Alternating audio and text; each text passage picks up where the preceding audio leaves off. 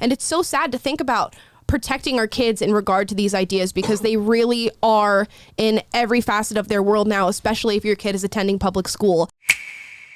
So much so that we have a very, very crazy story to share with you today. I found out about this website today called stitchbugstudio.com, and I'm going to show you what Stitchbug is selling. They're selling something called the Bitty Bug Soft Packer, and if you can see the pictures here, this is no joke. It looks like exactly what you think it looks like. These are prosthetic private parts for children that identify as trans, particularly female children that identify as trans, who want their genitals to look more like that of a little boy. As for toddlers. Yes, it's for toddlers.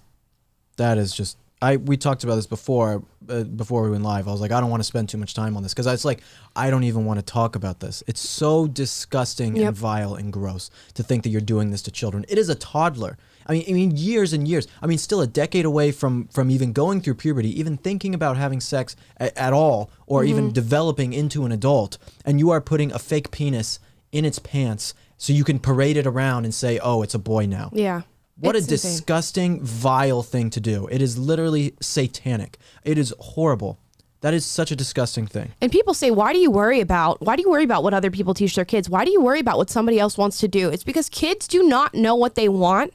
And this is clearly indoctrination that is being set onto children by their parents. Kids don't have say in this type of stuff. A kid of this age, look at this. They have a little underpants, like little kids' underpants. Clearly, this kid would not be cognizant enough to make a decision as to what gender they are. Yet this website writes here, thank you to the parents out there who support our trans youngsters, and we are honored to be a small part of the process. Disgusting. This is why this might be kind of a hot take, I'll be honest, but I stand by it. People always have this argument of like, you know, if they're doing something in their own home and it's not hurting you, just let it happen, right? And I can't get behind that. When I see something like this and people are like, well, they're doing it to their kids, it doesn't hurt you, like it doesn't matter. It's like, this does matter. It does. You shouldn't be allowed to do this to a child. It should be illegal to do this to a child, to put that into a child. I mean, it's disgusting. You should not be allowed to do this just because it's in your own home or you're not bothering anyone else. That's such a cop-out argument.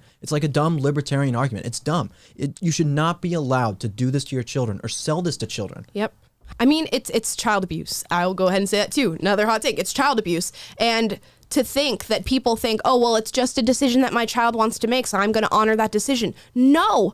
As a parent, you look at your child when they're doing something wrong or when they believe something that's wrong, and you say, no, that's wrong. That is your duty as a parent to shield your child from that side of harm, that sort of psychological abuse, that sort of problem. And to look at the statistics about how many trans people struggle with depression, anxiety, suicidal ideation, it's crazy to me that you think it's okay to inflict this upon your children. And I get that this is like a pretty niche thing. I highly doubt there are many people going out and buying this and saying like, oh, I can't wait to get this for my kid. I'm sure it's a very small minority of people. Okay, I get that. I understand that buying fake penises for your kid isn't an epidemic of things that are happening. No. But guys, we do this live stream every single day. Every single day, Monday through Friday at 2:30 p.m.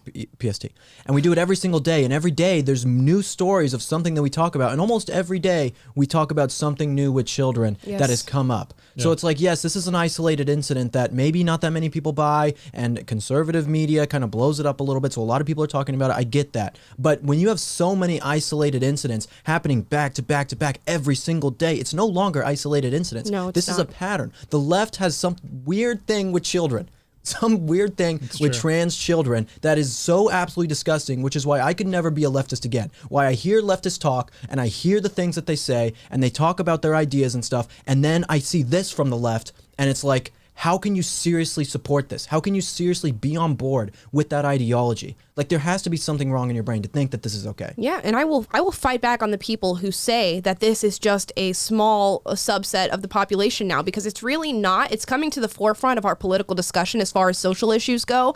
I mean, over the past couple of weeks, we've been seeing story and story and story after story about trans children. You saw it with Elliot Page being on Ellen. You see it with this product being sold here. You see it with Kellogg's coming out with a cereal box that allows your children to put their pronouns on it. You see it with little kids going to school and having drag queen story time. You see it with little kids going to kindergarten and being asked to pick their pronouns and choose what their name is and what their gender is. It is becoming far less isolated than it should be. And it is growing and growing and growing. And if people don't speak out and say that this is wrong, it is going to continue to grow. And like I said, with that comes mental illness. With that comes the suicide rate of the transgender community that will follow this issue, just as it follows people back in the day. It's going to keep happening, and it's going to get worse and worse the more that we normalize this as a society. So we have to talk about these things.